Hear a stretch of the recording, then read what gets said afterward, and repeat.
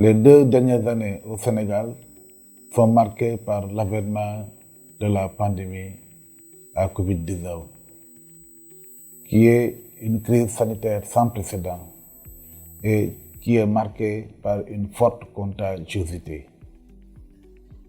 Cette pandémie à Covid-19 a eu un impact sur la mise en œuvre des programmes de santé reproductive, maternelle, néonatale, infantile et de l'adolescent en général, et en particulier sur la planification familiale.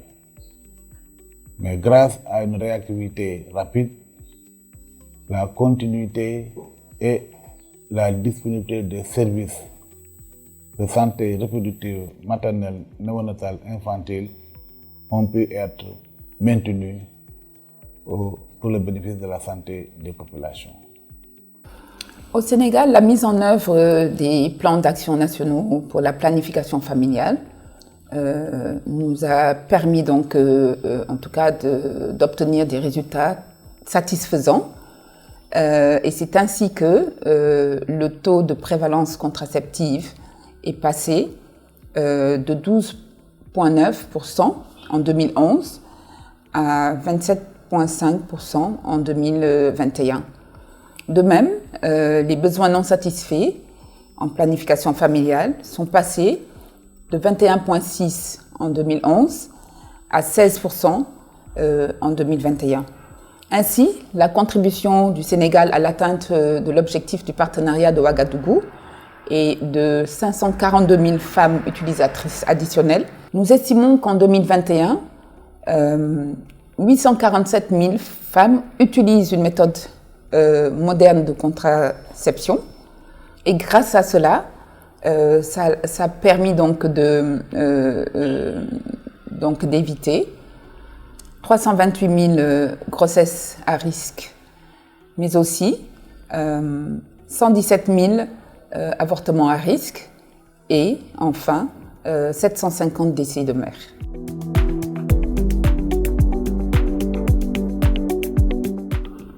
Trois semaines après la survenue du premier cas, et pour lutter contre cette pandémie, le gouvernement du Sénégal a pris des mesures de santé publique qui ont consisté à la fermeture des frontières, à une interdiction des rassemblements, à l'installation d'un couvre-feu. Ces mesures, associées à une peur de contracter la maladie dans les structures sanitaires, ont contribué à une diminution de la fréquentation de ces structures par la population. Et devant ce contexte, le ministère de la Santé et de l'Action sociale a mené une supervision au niveau des 14 régions pour évaluer la fréquentation des structures par la population. Et suite à cela, un plan de contingence selon une approche multisectorielle et inclusive a été élaboré en vue de maintenir les services essentiels et cérémoniaux. Il y a un guide qui a été élaboré à l'endroit des prestataires, prenant en compte le volet offre de services, demande de services, la protection des agents, mais surtout la disponibilité des médicaments et des intrants pour assurer les services essentiels et cérémoniaux.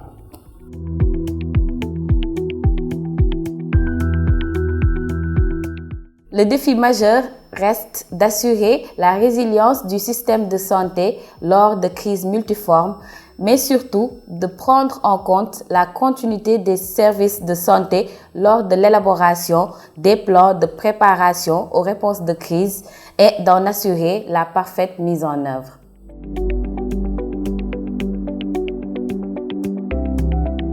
Pour 2022, il s'agira de prendre en compte de façon définitive tous les aspects de contexte humanitaire dans tous les plans stratégiques, particulièrement dans le domaine de la santé, mais également de sécuriser la ligne budgétaire attribuée à l'achat de produits contraceptifs.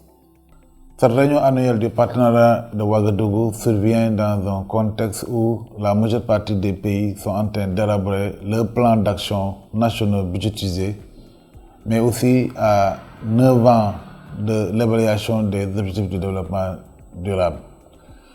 C'est ainsi, je voudrais suggérer que les pays identifier des stratégies qui vont contribuer à l'accessibilité des services de santé de la reproduction en général, mais surtout de planification familiale, grâce à un système de santé pérenne et résilient, avec une pleine participation de la communauté pour un développement durable.